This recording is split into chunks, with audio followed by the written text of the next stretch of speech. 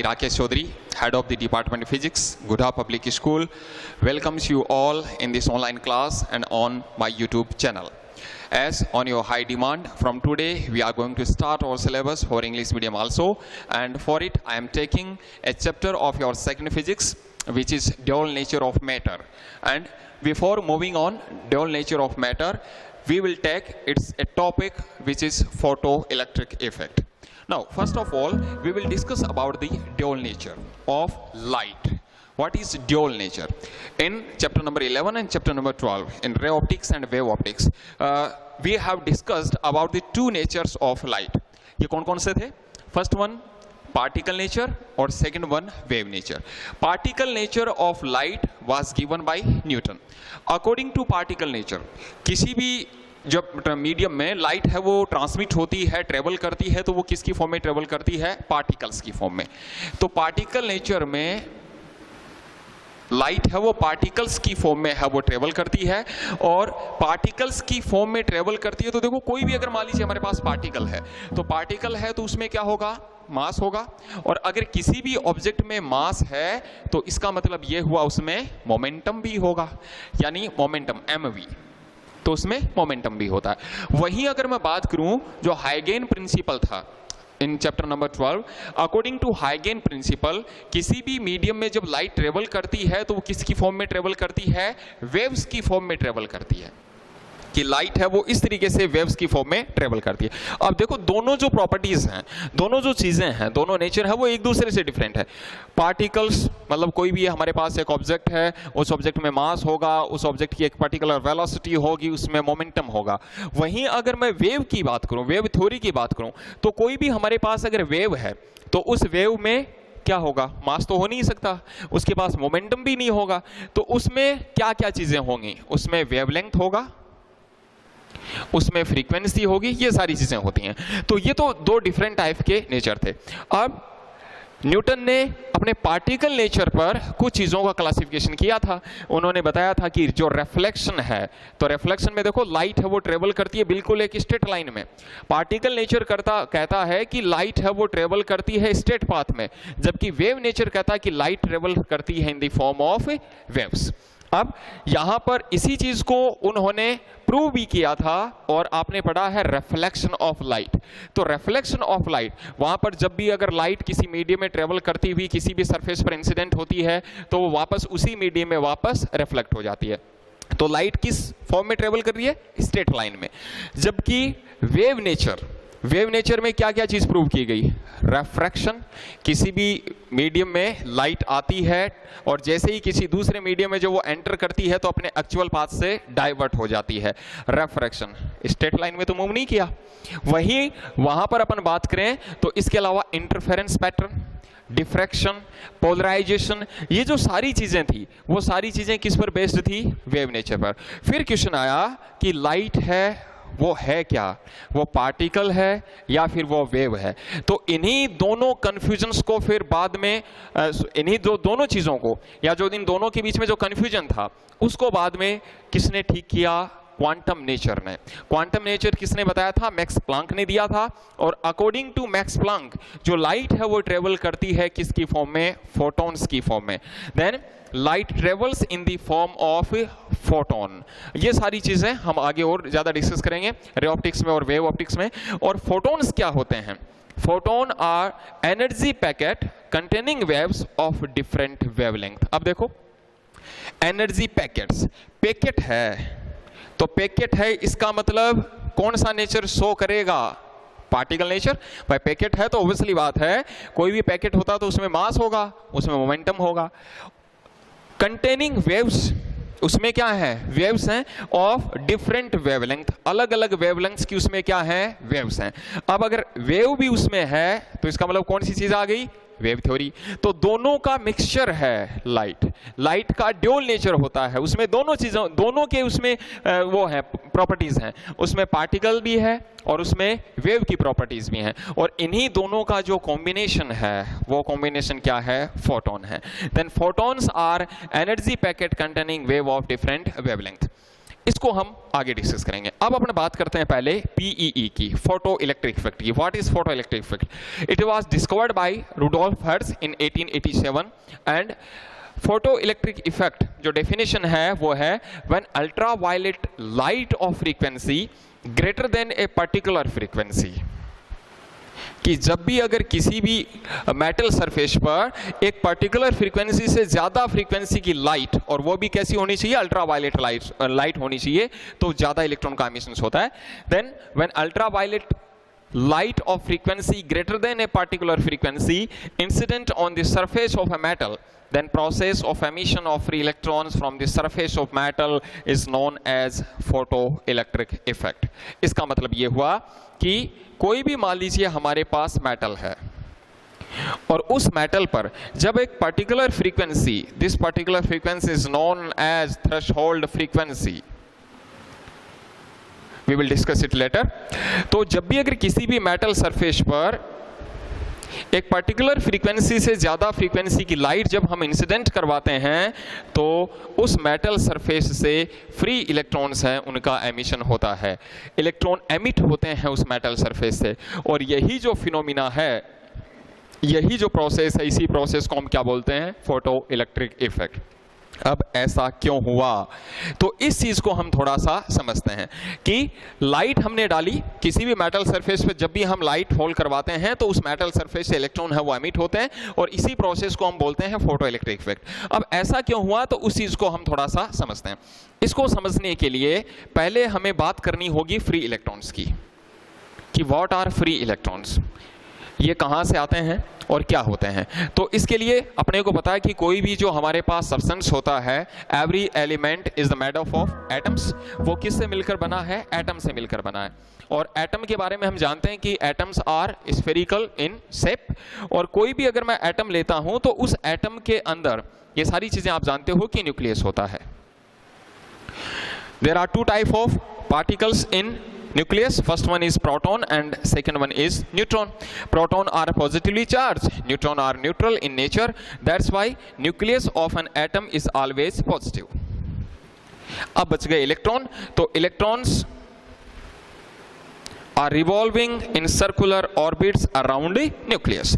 जो इलेक्ट्रॉन्स होते हैं वो उस एटम में न्यूक्लियस के अराउंड सर्कुलर पाथ में रिवॉल्व करते हैं, ये इलेक्ट्रॉन्स हो गए। अब क्वेश्चन आया, do this electron have energy, क्या इन इलेक्ट्रॉन्स के पास एनर्जी होती है? Then obviously this electrons have energy and this electrons have both type of energy, potential energy as well as kinetic energy. Potential energy to these electron provided by electrostatic force between electron and a nucleus, because negative charge on electron and positive charge on nucleus, then plus is here, minus is here, and there will be attraction between positive and negative charges। तो इन दोनों के बीच में, plus और minus के बीच में जो attraction force होगा, nucleus और इलेक्ट्रॉन के बीच में जो अट्रैक्शन फोर्स होता है, वही इलेक्ट्रोस्टैटिक फोर्स उनको क्या प्रोवाइड करवाता है, potential energy. In first chapter of physics first we have discussed about the electrostatic force between two charges which is given as k q1 q2 by r square। this force provides potential energy to electron।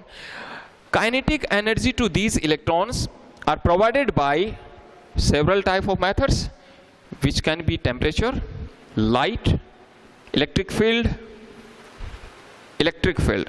there are several methods we have by which we can provide kinetic energy to electron and the जो simplest method है, वो simplest method कौन सी है, temperature है। When we increase the temperature of an atom then kinetic energy of that particular electron, that particular atom will also increase. अब kinetic energy, जब भी हम टेम्परेचर इंक्रीज करेंगे तो उस इलेक्ट्रॉन की जो काइनेटिक एनर्जी है वो इंक्रीज होगी। As we know formula of kinetic energy is half mv square. तो जब हम टेम्परेचर इंक्रीज करेंगे then half mv square will increase, mass cannot change, it means velocity of that particular electron will increase। और जैसे ही electron की velocity increase होगी उसका जो सर्कुलर पाथ है वो धीरे धीरे बड़ा होता जाएगा and as the circular path of electron increases electron will move away from the nucleus and as the electron will move away from the nucleus it means उस इलेक्ट्रॉन पर जो न्यूक्लियस का अट्रैक्शन फोर्स लग रहा था वो धीरे धीरे क्या होता जाएगा, डिक्रीज होता जाएगा। और जिस टाइम पर उस इलेक्ट्रॉन की टोटल एनर्जी जीरो हो जाएगी, याद रखना कोई भी इलेक्ट्रॉन जब अपने सर्कुलर ऑर्बिट में रिवॉल्व करता है उसके पास हमेशा नेगेटिव एनर्जी होती है, और जैसे जैसे हम उसको एनर्जी प्रोवाइड करवाते जाते हैं तो उस इलेक्ट्रॉन की एनर्जी है वो इंक्रीज होने लगती है। एक पर्टिकुलर इंस्टेंट पर उसकी जो टोटल एनर्जी होती है वो कितनी हो जाती है, जीरो। और जैसे उस इलेक्ट्रॉन की टोटल एनर्जी जीरो हो जाती है वो इलेक्ट्रॉन उस ऑर्बिट से बाहर आ जाता है, वहां से बाहर निकल जाता है। इलेक्ट्रॉन वहां से बाहर निकल गया और यही इलेक्ट्रॉन्स कौन से होते हैं, free electrons. Then there are free electrons in every metal, every conductor. हर कंडक्टर में क्या होते हैं, फ्री इलेक्ट्रॉन्स होते हैं। और वो जो फ्री इलेक्ट्रॉन्स होते हैं उनके पास क्या होती है, खुद की एक पर्टिकुलर एनर्जी होती है। और उनके पास एनर्जी जब वो सर्कुलर ऑर्बिट में रिवॉल्व कर रहे थे तो उससे कहीं ज्यादा होती है। क्यों, एनर्जी तो तब भी थी उनके पास जब वो रिवॉल्व कर रहे थे, तब उनके पास कैसी एनर्जी थी, नेगेटिव। हमने उनको क्या प्रोवाइड करवाया, जैसे ही हमने टेम्परेचर इंक्रीज किया तो उनकी एनर्जी है वो थोड़ी सी और क्या हो गई, इंक्रीज हो गई। और जब उनकी एनर्जी इंक्रीज हुई थी तभी तो उन्होंने अपने ऑर्बिट को छोड़ा था। तो अब देखो, ये मान लीजिए कोई भी कंडक्टर है और इस कंडक्टर के अंदर अभी क्या है, फ्री इलेक्ट्रॉन्स हैं। और ये जितने भी सारे फ्री इलेक्ट्रॉन्स हैं अभी ये इस कंडक्टर के अंदर मूव कर रहे हैं और ये सारे अभी रैंडम मोशन कर रहे हैं, सारे अलग अलग पार्टिकुलर डायरेक्शन में मूव कर रहे हैं। कोई किधर जा रहा है, कोई किधर जा रहा है। और ये जो मोशन होती है इसको हम बोलते हैं रैंडम मोशन ऑफ इलेक्ट्रॉन्स। तो अभी ये सारे रैंडम मोशन कर रहे हैं, इनके पास खुद की एक एनर्जी है। उसी एनर्जी के कारण अब क्या होगा, देखो जब ये, अब चार्ज भी तो है इन पर, all electrons have negative charges, then एक इलेक्ट्रॉन दूसरे इलेक्ट्रॉन को क्या करेगा, रिपेल भी तो करेगा। और उस रिपल्सन के कारण जो उस मेटल सरफेस होती है, उस मेटल सरफेस पर इन इलेक्ट्रॉन्स की डेंसिटी होती है वो थोड़ी सी ज्यादा होती है। तो मेटल सरफेस पर इलेक्ट्रॉन है वो थोड़े से ज्यादा होते हैं। अब यहां पर ध्यान रखना, कोई भी इलेक्ट्रॉन उस मेटल सरफेस से बाहर नहीं जा पाता है। क्यों, क्योंकि उनके पास इतनी ज्यादा एनर्जी नहीं। यहां पर एक रेजिस्टेंस है वो डेवलप हो जाता है।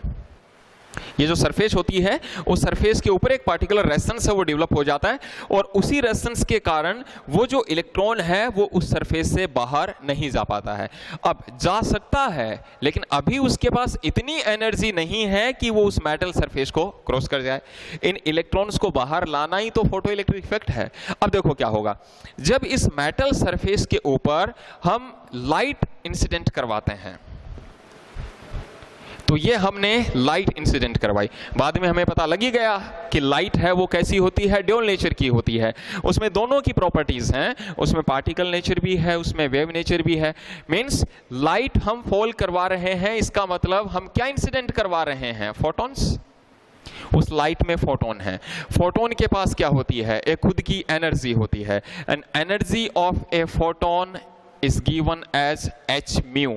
किसी भी फोटोन की जो एनर्जी होती है वो h म्यू होती है। Here h is Planck's constant and mu is the frequency of that particular photon. तो h म्यू ये क्या हो गई, उस फोटोन की एनर्जी है। अब देखो क्या होगा, ये जितने भी सारे इलेक्ट्रॉन हैं यहां से हमने क्या डाला, फोटोन डाले। तो एक फोटोन जाएगा और वो मेटल सरफेस उस फोटोन को अब्जॉर्ब कर लेगी। उस फोटोन के पास क्या है, एनर्जी है। वो फोटोन जाएगा, जाकर अपनी एनर्जी किसको दे देगा, उस इलेक्ट्रॉन को दे देगा। इलेक्ट्रॉन को जैसे ही एनर्जी मिल जाएगी, तो एनर्जी तो चाहिए थी उसको बाहर आने के बाद, बाहर आने के लिए, तो वो इलेक्ट्रॉन जैसे ही उस एनर्जी को अब्जॉर्ब करेगा उसकी वेलोसिटी इंक्रीज हो जाएगी। और वेलोसिटी इंक्रीज हो जाएगी तो उसके कारण वो उस मेटल सरफेस से क्या हो जाएगा, बाहर आ जाएगा। अब यहां पर एक चीज है वो थोड़ी सी इंपॉर्टेंट है, वो ये है कि ये जो इलेक्ट्रॉन है इसको बाहर निकालने के लिए एक कम से कम एक पर्टिकुलर एनर्जी की रिक्वायरमेंट होती है। जैसे फॉर एग्जांपल अभी ये इलेक्ट्रॉन है और इस इलेक्ट्रॉन के पास अभी एनर्जी तो है ही। अब इस इलेक्ट्रॉन के पास मान लीजिए 8% कितनी एनर्जी है उसके पास, 1 इलेक्ट्रॉन वोल्ट है। तो अगर उसको बाहर निकालना है हमें, तो कम से कम उसके पास फॉर एग्जांपल जब तक उसके पास 3 इलेक्ट्रॉन वोल्ट एनर्जी नहीं होगी वो इलेक्ट्रॉन उस मेटल सरफेस से बाहर नहीं आएगा।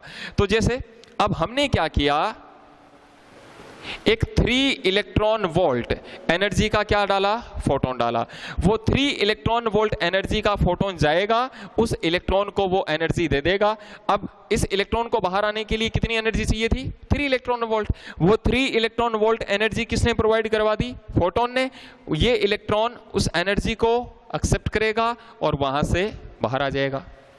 अब इस टाइम पर पहले से उसके पास कितनी एनर्जी थी, 1 इलेक्ट्रॉन वोल्ट। हमने उसको कितनी प्रोवाइड करवा दी, 3 इलेक्ट्रॉन वोल्ट। उसके पास टोटल एनर्जी कितनी हो गई, 4 इलेक्ट्रॉन वोल्ट। अब इस 4 इलेक्ट्रॉन वोल्ट एनर्जी में बाहर आने में कितनी एक्सपेंड हो गई, 3 इलेक्ट्रॉन वोल्ट। कितनी बच गई, 1 इलेक्ट्रॉन वोल्ट। वो 1 इलेक्ट्रॉन वोल्ट एनर्जी उसको क्या प्रोवाइड करवाएगी, काइनेटिक एनर्जी प्रोवाइड करवाएगी। और यही काइनेटिक एनर्जी के कारण वो उस मेटल सरफेस से बाहर आने के बाद मूव करेगा। दोबारा समझिए, उस एनर्जी, अब उस इलेक्ट्रॉन को बाहर निकलने के लिए एक मिनिमम एनर्जी चाहिए और उस मिनिमम एनर्जी को हम बोलते हैं वर्क फंक्शन। वर्क फंक्शन, इसकी डेफिनेशन आगे डिस्कस कर लेंगे। यह है minimum energy required to emit an electron from the surface of metal is known as work function. यहां मैं कह रहा हूं कि वर्क फंक्शन है वो 3 इलेक्ट्रॉन वोल्ट है, कि जब तक आप उस इलेक्ट्रॉन को 3 इलेक्ट्रॉन वोल्ट एनर्जी प्रोवाइड नहीं करवाओगे तब तक वो वहां से बाहर नहीं निकलेगा। मैंने उसके ऊपर एक फोटोन डाला और उस फोटोन के पास अभी मान लो मैं 1 इलेक्ट्रॉन वोल्ट एनर्जी है। जो इलेक्ट्रॉन जिसको हम बाहर लाना चाह रहे हैं उसके पास पहले से कितनी है, 1 इलेक्ट्रॉन वोल्ट। तो 1 इलेक्ट्रॉन वोल्ट तो उसके पास पहले से ही है। 1 इलेक्ट्रॉन वोल्ट का हमने क्या दे दिया, फोटोन डाल दिया। तो अब उसके पास टोटल एनर्जी कितनी हो गई, 2 इलेक्ट्रॉन वोल्ट। मैं आपसे पूछूं क्या वो बाहर आ जाएगा, नहीं आएगा। क्यों, उसको बाहर लाने के लिए कम से कम कितनी एनर्जी चाहिए, 3 इलेक्ट्रॉन वोल्ट चाहिए। हमने उसको कितनी दी अभी तक, 2, तो वो बाहर नहीं आ पाएगा। अब अगर मैं उस पर जो फोटोन डालूं वो मैं 2 इलेक्ट्रॉन वोल्ट एनर्जी का फोटोन डालूं, तो 2 इलेक्ट्रॉन वोल्ट का फोटोन डालूंगा, एक तो उसके पास पहले से थी, 2 मैंने दे दी, टोटल कितनी हो गई, 3। तो ये जो 3 इलेक्ट्रॉन वोल्ट है ये उसको क्या प्रोवाइड, उसको बाहर लाने के लिए कितनी एनर्जी चाहिए थी, 3 इलेक्ट्रॉन वोल्ट। हमने भी उसको कितनी दे दी, टोटल 3 इलेक्ट्रॉन वोल्ट। वो इलेक्ट्रॉन एमिट हो जाएगा उस सरफेस से। अब अगर मान लीजिए मैं 3 इलेक्ट्रॉन वोल्ट का फोटोन डालूं, तो 1 इलेक्ट्रॉन वोल्ट पहले से थी उसके पास, 3 इलेक्ट्रॉन वोल्ट मैंने फोटोन से प्रोवाइड करवा दी, टोटल कितनी हो गई, 4 इलेक्ट्रॉन वोल्ट। इस 4 इलेक्ट्रॉन वोल्ट में 3 इलेक्ट्रॉन वोल्ट कंज्यूम हो जाएगी बाहर लाने में, कितनी बच गई अभी, 1 इलेक्ट्रॉन वोल्ट। ये 1 इलेक्ट्रॉन वोल्ट एनर्जी उसको क्या प्रोवाइड करवाएगी, बाद में काइनेटिक एनर्जी प्रोवाइड करवाएगी। इसी काइनेटिक एनर्जी के कारण वो बाद में क्या करता है, उस मेटल सरफेस से बाहर आने के बाद में मूव करता है। अब यहां पर एक चीज और, अगर इस मेटल सरफेस के ऊपर हम जो बेस मटेरियल्स होते हैं, बेस मेटल्स जो होती हैं, अब बेस मेटल कौन कौन सी होती हैं, तो बेस मेटल्स कौन सी हो गई, जैसे लिथियम हो गया, सोडियम हो गया, पोटेशियम हो गया। अगर इनकी कोटिंग कर दें तो वहां से और ज्यादा इलेक्ट्रॉन है वो एमिट होंगे, बिकॉज ये जितने भी सारे जो बेस मेटल्स होते हैं, इन बेस मेटल्स के आउटर मोस्ट सेल में अपने को पता है कि 1 इलेक्ट्रॉन होते हैं। अब इसके पास भी 1 इलेक्ट्रॉन है, इसके पास भी 1 इलेक्ट्रॉन है, सबके पास आउटर मोस्ट सेल में 1 इलेक्ट्रॉन होते हैं। तो इनसे इलेक्ट्रॉन को निकालना थोड़ा सा और इजी हो जाता है। तो इस सिचुएशन में ऐसे तो क्या हुआ, लाइट डालने पर फोटोन होते हैं, वो फोटोन उन इलेक्ट्रॉन को क्या प्रोवाइड करवाते हैं, एनर्जी। इलेक्ट्रॉन उस एनर्जी को एक्सेप्ट करके उस मेटल सरफेस से बाहर आ जाते हैं। तो ये जो प्रोसेस है, इस प्रोसेस को हम बोलते हैं फोटो इलेक्ट्रिक इफेक्ट। अब ये तो एक मेथड हो गया कि हम लाइट डालकर और इलेक्ट्रॉन को बाहर एमिट करवा सकते हैं। इसके अलावा और हमारे पास कौन कौन से मेथड्स हैं, तो एक मेथड है हमारे पास thermal emission, thermal emission. Second जो अभी हमने डिस्कस किया, photo electric emission, photo electric emission. एक मेथड है हमारे पास फील्ड एमिशन, और एक मेथड है हमारे पास सेकेंडरी एमिशन। ये और हमारे पास अलग अलग मेथड्स हैं जिन मेथड से हम इलेक्ट्रॉन को उस मेटल सरफेस से एमिट करवा सकते हैं। शॉर्ट में आपको थोड़ा थोड़ा बता दूं, thermal emission based on temperature, कि मान लीजिए ये मेरे पास मेटल सरफेस है और इस मेटल सरफेस से मेरे को इलेक्ट्रॉन्स को बाहर लाना है। तो सिंपल मेथड क्या है, टेम्परेचर बढ़ा दो। उस मेटल सरफेस का जब हम टेम्परेचर, भाई इलेक्ट्रॉन्स तो हैं ही उसके अंदर ऑलरेडी फ्री इलेक्ट्रॉन्स, तो जब हम इस मेटल सरफेस का एक इतना टेम्परेचर इंक्रीज कर देंगे, temperature is providing kinetic energy to that particular electron, then जब हम इसका टेम्परेचर इंक्रीज करेंगे तो टेम्परेचर इंक्रीज करने से kinetic energy of electron will also increase and electron will emit out from that particular surface. Then by increasing temperature emission of electron is known as thermal emission।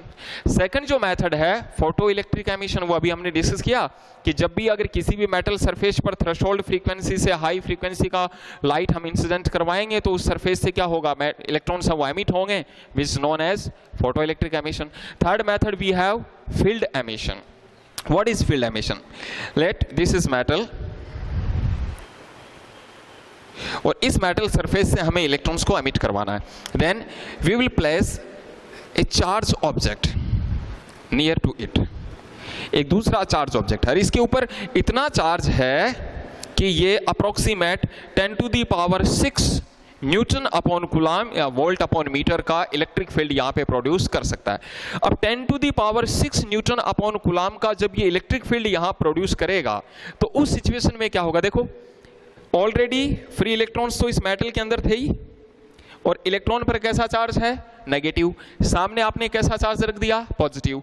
Then this positive charge attracts these free electrons towards it, और जब एक इतना strong electric field हम create कर देंगे तो ये electron उस प्लस की ओर अट्रैक्ट होंगे, और due to high electric field these electrons will emit from that particular surface. और ये जो प्रोसेस होती है इसको हम बोलते हैं फील्ड एमिशन, कि उस मेटल सरफेस के अराउंड इतना स्ट्रॉन्ग इलेक्ट्रिक फील्ड आप क्रिएट कर दो ताकि उस मेटल सरफेस से फ्री इलेक्ट्रॉन वहां से एमिट हो जाए। नेक्स्ट जो मेथड आती है वो आती है हमारे पास secondary emission. What is secondary emission? देखो ये मेटल सरफेस है और इसके अंदर अभी क्या है, फ्री इलेक्ट्रॉन्स हैं, और इन फ्री इलेक्ट्रॉन्स को मेरे को बाहर लाना है। तो क्या करेंगे, इसके ऊपर हम किसी दूसरे इलेक्ट्रॉन से स्ट्राइक करवाएंगे। ये एक सेकेंडरी इलेक्ट्रॉन है और उस सेकेंडरी इलेक्ट्रॉन के पास क्या है, काइनेटिक एनर्जी है। तो ये जो सेकेंडरी इलेक्ट्रॉन है जिसके पास काइनेटिक एनर्जी है, it will strike that surface, और ये जो इसके पास काइनेटिक एनर्जी है ये अपनी काइनेटिक एनर्जी क्या कर देगा, दूसरे इलेक्ट्रॉन को प्रोवाइड करवा देगा, जिससे ये दूसरे वाला इलेक्ट्रॉन यहाँ से एमिट हो जाएगा। तो इस प्रोसेस को हम क्या बोलते हैं, सेकेंडरी एमिशन बोलते हैं। तो अलग अलग हमारे पास मेथड्स ही, इन मेथड से हम इलेक्ट्रॉन को एमिट करवा सकते हैं। तो ये था फोटो इलेक्ट्रिक इफेक्ट का बेसिक इंट्रोडक्शन। इसके बाद अपन इसकी कुछ डेफिनेशंस वगैरह हैं वो डिस्कस करेंगे नेक्स्ट वाली क्लास में। Thank you so much.